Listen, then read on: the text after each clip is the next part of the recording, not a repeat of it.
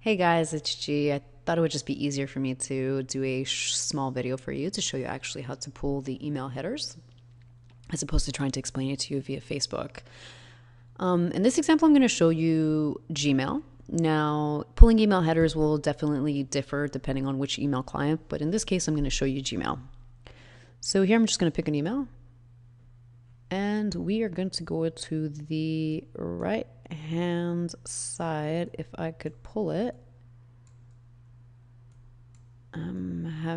there you go. I'm having some screencast issues. Oh, there you go. Okay. So you're going to go to the drop down and you're going to look for show original. Basically what this is, it will show you the entire email. So it'll show you the text, the actual email headers, the text version, the actual full email, the full HTML of the email. It's quite a large HTML, but what you're actually looking for is the information at the top. You're actually looking for the email header. This is basically the holy grail for the emailers. You should, as an emailer, understand what every part of this actual header is made up of and what they mean. But in this example, I'm just going to show you how to actually pull your IP address. So what you're looking for is all this information. Now, you may not know how to decipher the information. However, what I sometimes do is, to make things a little bit cleaner, what I'll do is I will put it into an email analyzer. So if you go to mxtoolbox.com, they have this great little analyzer header, and you're going to copy paste, and it'll break down all the lines for you. This way it'll make it a little bit cleaner.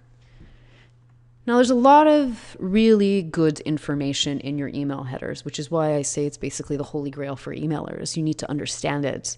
But in this case, what we're looking at is you want to be able to pull your IP. So you'll see a couple of IP addresses in the actual email header. The first one you'll notice is the actual receiving IP from Gmail. But what you're looking for is the actual sending IP. You want to know the IP space for that actual sender. So in this case, what you're looking at is you're going to look at the received SPF line. And this will actually tell you which IP it was sent off of.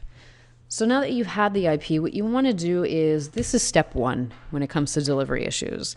Delivery issues, there could be many factors. This is why trying to swap out a domain to solve your delivery issue is not always recommended, especially if you're doing it every couple of weeks. If you're swapping out domains every couple of weeks, then obviously you have a problem. However, this is why I'm saying what you want to do, number one, is check your IP space, especially if you're on a shared IP space. You can't control your neighbors. You have no idea who's sending.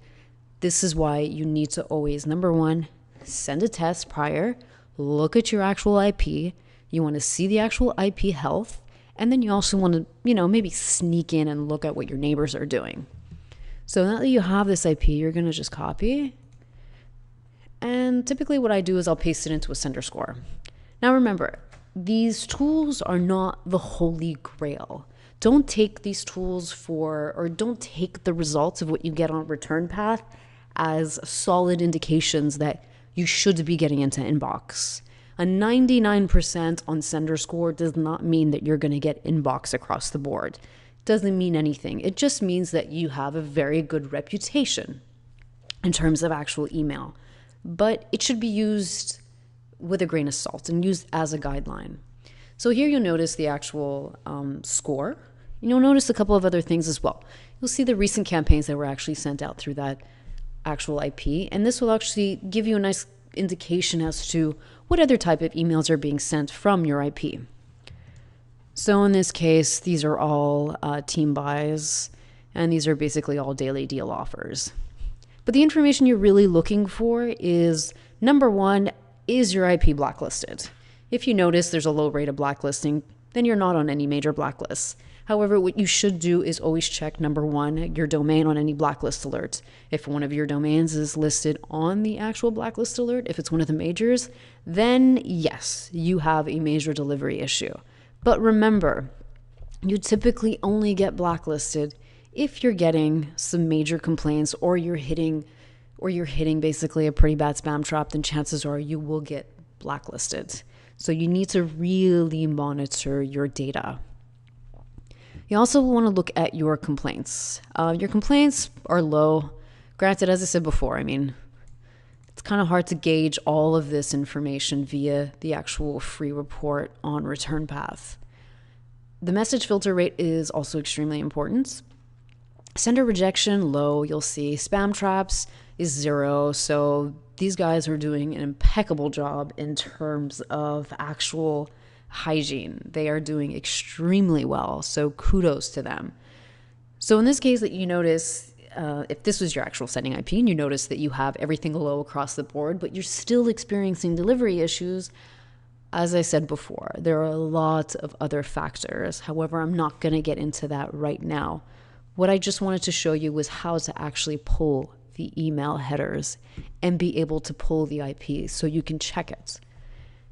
If you guys have any questions or concerns, you can always contact me. Ask me any questions. I'd be happy to help. Thanks so much.